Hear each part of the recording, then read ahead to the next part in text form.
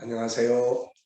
김성길 목사와 함께하는 GTS 말씀 묵상 시간입니다. 네, 오늘은 8번째 주간의 5째 날 묵상입니다. 네, 5째 날 묵상의 주제는 다른 사람과의 관계 성공하기가 되겠습니다. 5째 날은 관계 성공하기인데, 먼저는 나 자신과의 관계, 그리고 다른 사람과의 관계, 그리고 내게 부딪혀 있는 환경이나 또 내가 처리해야 될 업무, 담당하는 일들과의 관계를 말합니다. 이 관계를 잘 가져야 우리가 평안하고 행복하고 또 좋은 열매들을 거둘 수가 있게 되는 거죠. 혹시 이런 부분들에 관계에 문제가 있는 분들은 답을 찾으셔야 합니다. 답은 얼마든지 있거든요. 사람과의 관계나 나 자신과의 관계나 뭐 다른 사람과의 관계나 업무와의 관계나 다 좋은 관계 가질 수 있는 방법들 많이 있으니까요. 잘 찾아보시고 또 필요하신 분들은 조언도 구하시고 또 G7 그런 관계들에 대한 책 많이 있으니까 살펴보시 바랍니다. 오늘은 그 중에서 다른 사람과의 관계 성공학입니다. 자, 부부지간의 관계 어떠신지요? 또 부모 자녀의 관계는 어떻습니까? 같이 일하는 동료들과의 관계는 어떻습니까? 이 관계들이 일단 좋아야 우리들의 삶이 발전할 수가 있게 됩니다. 자, 오늘은 특히 다른 사람을 좀 더 이해하고 그리고 지지하고 좋은 점 찾아보고 이렇게 해보시기 바랍니다. 자, 오늘도 먼저 이 그림 정리를 하도록 하겠습니다. 이 그림 정리. 네, 좀 모습이 다른 사람들이 함께 모여서 찬양하는 그런 내용입니다. 자, 제목을 정하고 스토리텔링 하는 건데요. 저는 제목은 복음 안에서 하나된 민족들 이렇게 적어봤어요. 복음 안에서 하나된 민족들. 네. 그리고 옆에 이제 느끼는 것들은 찬양, 행복한 모습들, 성공한 사람들. 세상의 뭐를 이루어서가 아니라 하나님의 나라에서 다 함께 만나고 모이는 이 모습이 바로 가장 위대한 성공이죠. 자, 그리고 세계가 하나 되었다. 그리고 하나님의 뜻이 완성되어졌다. 네. 자, 두 번째는 이제 분석입니다. 우선은 눈에 보이는 것. 눈에 보이는 것은 다양한 민족들의 사람들이다. 그리고 또 어른도 있고 아이도 있고 그리고 아이가 들고 있는 여자아이가 들고 있는 나뭇가지 그리고 이들이 서 있는 자리에 그림자 그리고 기타 또 신디사이저 악기죠. 자, 보이지 않는 부분에는 이들이 부르는 찬양이 뭘까? 네, 또 이들의 마음은 어떨까? 이들의 관계는 어떤 것인가? 그리고 이들을 이렇게 하나 되게 하신 하나님의 역사는 무엇인가? 그리고 이들의 결과는 뭔가? 네. 요즘에 이제 우리 아이들 GTS 하는 아이들이 보이지 않는 부분을 참 잘 찾아냅니다. 이 훈련을 잘하면 세상의 변화와 발전을 만들어갈 수가 있죠. 자, 세 번째입니다. 그림에서 가장 중요한 것은 무엇인가요? 그림에서 가장 중요한 것은 저는 하나다. 하나가 된다. 아이와 어른이 남자와 여자가 또 다른 민족들이 서로 하나가 된다. 이렇게 적었습니다. 자, 네 번째는 연상력 발전시키기예요. 기억력 향상하기입니다. 그래서 저는 기억나는 성경 구절 우선 계시록 7장 9절 각 나라와 족속과 백성과 방언에서 수를 헤아릴 수 없는 많은 무리가 함께 하나님 앞에 모이는 장면이죠. 자, 세계가 하나가 된 겁니다. 자, 창세기 11장 처음에 바벨탑 사건으로 세계가 다 흩어져서 서로 통하는 말을 쓰는 사람들끼리만 하나가 되었는데 하나님의 나라에서는 이제 한 언어를 사용을 하겠죠. 전체가 통일이 됩니다. 그리고 이 일을 위해서 이것은 어떤 정치나 어떤 뭐 물질이나 경제나 뭐 이런 거에 의해서 되는 게 아니라 복음 안에서. 그래서 성경에서 바울 사도는 항상 예수 안에서 예수 밖으로 나가면 서로 이익과 다툼 때문에 막 싸우게 돼요. 근데 예수 안에 딱 들어오면은 십자가의 복음 안에서 하나가 되는 거거든요. 자, 천국은 하나가 되는 것이다. 이렇게. 그래서 우리가 세상 살아가면서 복음 안에서 하나 될 수 있도록 전도하고 힘쓰는 게 참 중요한 일입니다. 자, 상상력 키우기입니다. 이 그림을 가운데 두시고, 자, 앞에는 어떤 그림을 넣으면 좋고, 뒤에는 어떤 그림을 넣으면 좋을까요? 자, 앞에 그림은 선교하는 그림을 그리면 좋을 것 같아요. 사람들에게 복음을 전해주는 그런 내 그걸 통해서 하나가 되고, 그 다음에 이제 뒤에 그림은 하나님의 보좌 앞이들이 다 이렇게 모여있는 그런 그림이죠. 자, 오늘도 이 질문 잊지 마십시오. 미래를 어떻게 살고 싶은가요? 그렇다면 지금 무엇을 해야 할까요? 물론 하나님이 우리의 미래를 준비하시고 계세요. 그런데 그 하나님의 준비가 좋게 열매를 맺기 위해서는 내가 잘 또 준비해야 될 부분들이 있는 거거든요. 저는 성경을 통해서 배운 게 있어요. 그게 뭐냐면은 사람이 할 일은 사람이 하고 하나님이 하실 일은 하나님께 맡기자 하는 것입니다. 야곱이 막 열심히 일하고 결과를 하나님께 맡겼잖아요. 요셉이 또 종로로 열심히 합니다. 그리고 결과는 하나님께 맡기고. 그래서 이 파트너가 서로 잘 협력이 되면 미래가 아름답게 열매맺어지게 되는 거죠. 자, 오늘 본문 말씀. 오늘 다섯째 날입니다. 이제 225 문자 하나하나는 다 못 외우시더라도 내용의 흐름은 어느 정도 외우실 수 있을 겁니다. 자, 일 후에 내가 보니 각 나라와 족속과 백성과 방언에서 아무도 능히 셀 수 없는 큰 무리가 나와 흰 옷을 입고 손에 종려가지를 들고 보좌 앞과 어린 양 앞에 서서 큰 소리로 외쳐 이르되 구원하심이 보좌에 앉으신 우리 하나님과 어린 양에게 있도다 하니 모든 천사가 보좌와 장로들과 내 생물의 주위에 서 있다가 보좌 앞에 엎드려 얼굴을 대고 하나님께 경배하여 이르되 아멘 찬송과 영광과 지혜와 감사와 존귀와 권능과 힘이 우리 하나님께 세세토록 있을지어다 아멘 하더라. 장로 중 하나가 응답하여 나에게 이르되 이 흰옷 입은 자들이 누구며 또 어디서 왔느냐. 내가 말하기를 내 주여 당신이 아시나이다 하니 그가 나에게 이르되 이는 큰 환난에서 나오는 자들인데 어린 양의 피에 그 옷을 씻어 희게 하였느니라.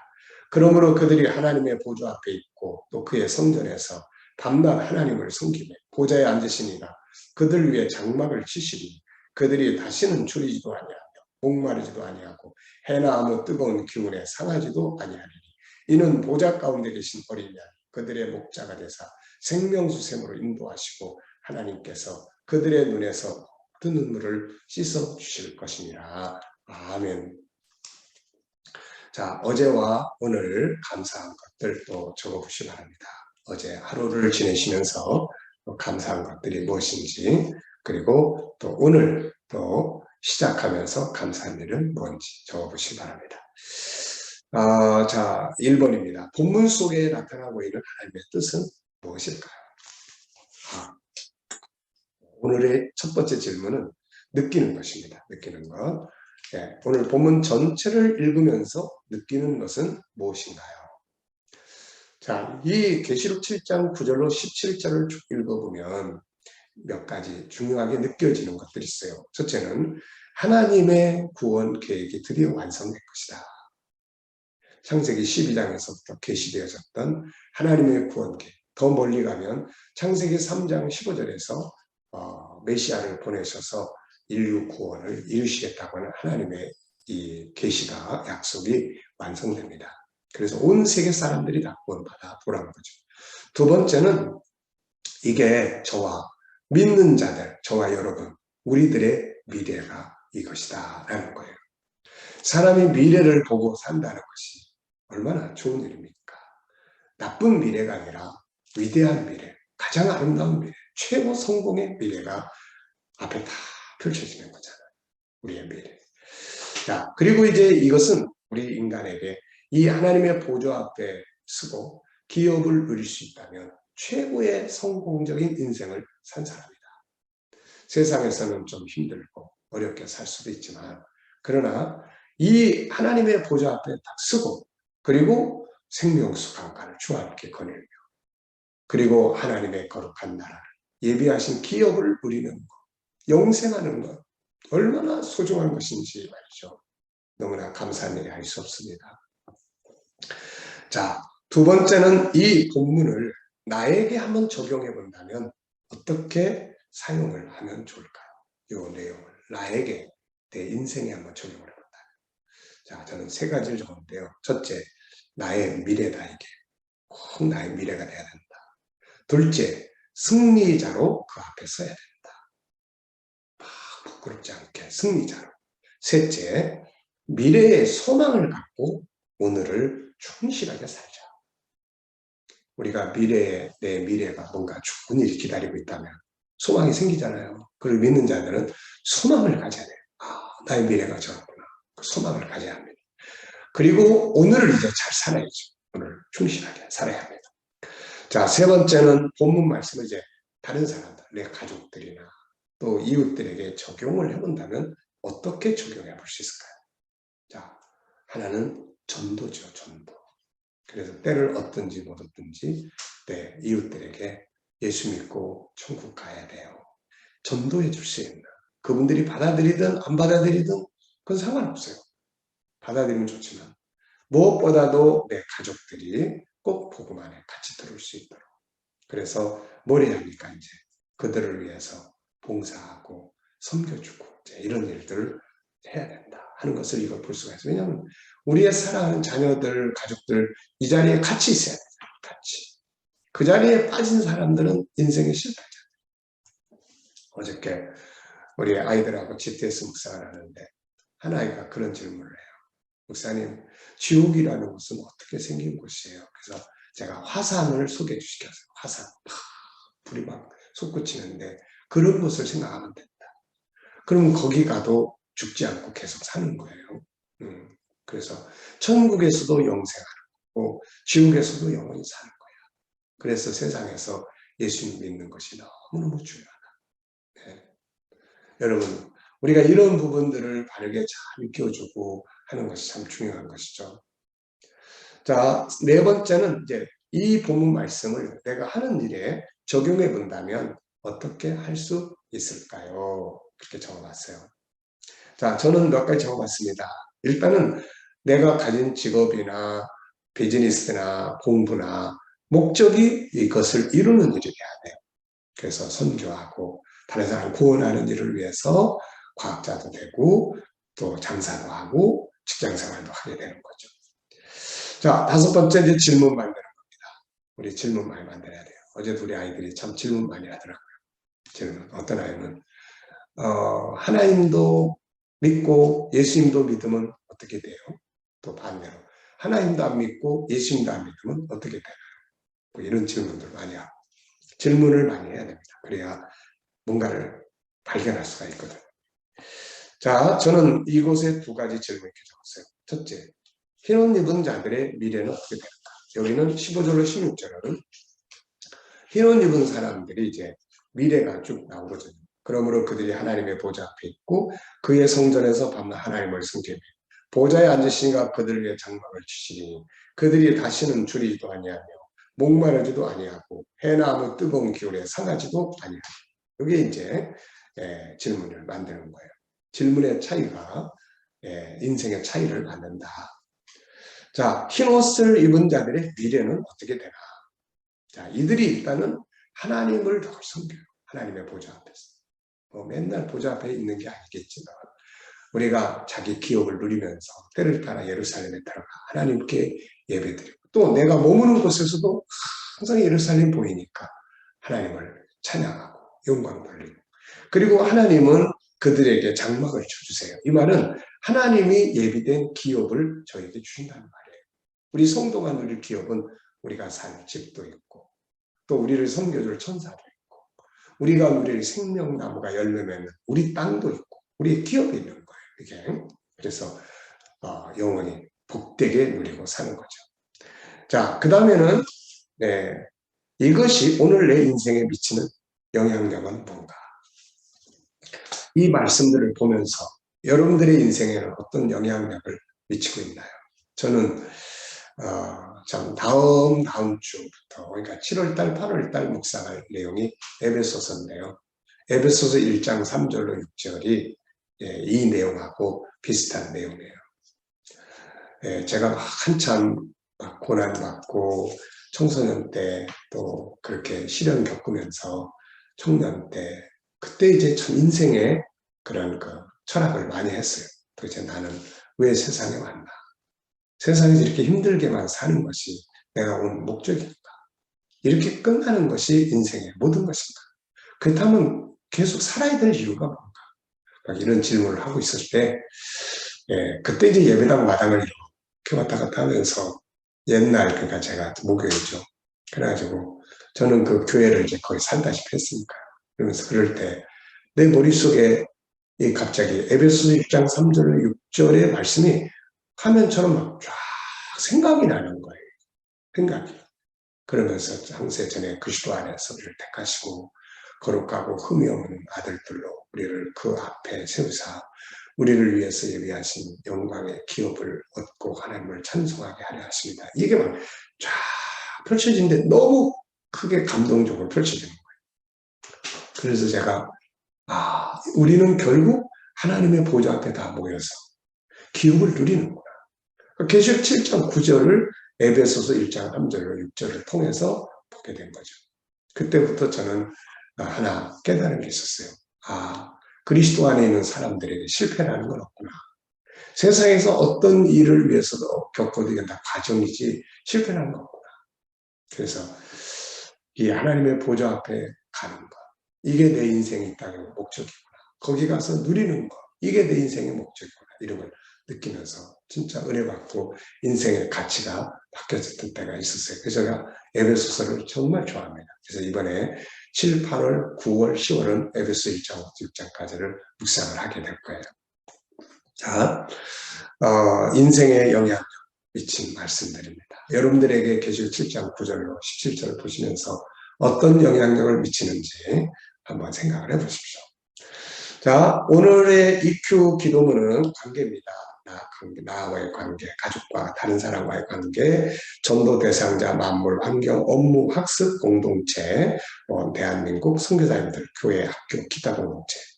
상대방과 중관계 가지려는 아픈 마음 이해하고 맨 밑에 있는 본능을 이해해주고 공감해주고 지지하고 협력과 도와주고 상대방 존중하는 방법, 나 존중법 이런 거 기억해 두시면 아주 좋은 관계 가질 수 있습니다. 자, 오늘도 우리 묵상 중에 묵상 우리 다 같이 눈 감으시고 오늘 본문을 한번 다 기억해 보십시오. 또 내가 새하늘과 새 땅을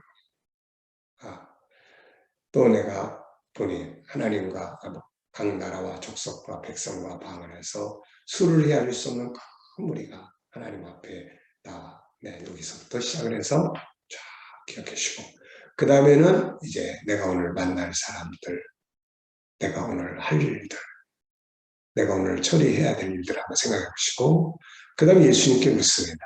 주님, 예수님이라면은 어떻게 하시겠습니까? 무슨 말씀을 이 사람에게 하시겠습니까? 그리고 기다려 보십시오. 그러면 떠오르는 것들이 있어요. 영감이 있는 거죠. 자, 저는 감사, 친절 두 가지 적어봤어요. 뭘 하든지 감사하고 왜? 소망이 있으니까. 친절하게 하자. 그들에게 나쁜 이미지, 예수님에 대한 좋은 이미지 심어주려고 다 친절한 게 제일 좋은 거죠. 오늘도 옆에 분들과 가족들과 동료들과 좋은 관계 가지면서 복된 하루 되시기 바랍니다. 기도하겠습니다.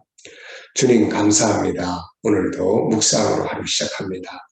말씀들 생각나서 복된 하루 되게 해주옵소서. 오늘도 우리 자녀들과 친척들, 동료들 중에 함께 해주시고 저희가 다 예수 그리스도 안에 하나 될 수 있도록 은혜 베풀어 주시옵소서. 오늘도 자녀들, 성도들 머무는 곳에 함께 하시고 코로나로부터 안전하게 보호하시며 저희가 믿음으로 일하는 직장과 사업장을 형통하게 하시고 또 새로운 일터를 구하는 자들에게 좋은 일터들이 예비되게 하시며 치료받는 성도들에게는 모든 질병에 속히 자유해서 치유될 수 있도록 주의 역사하여 주시고 지치지 않게 하여 주시옵소서.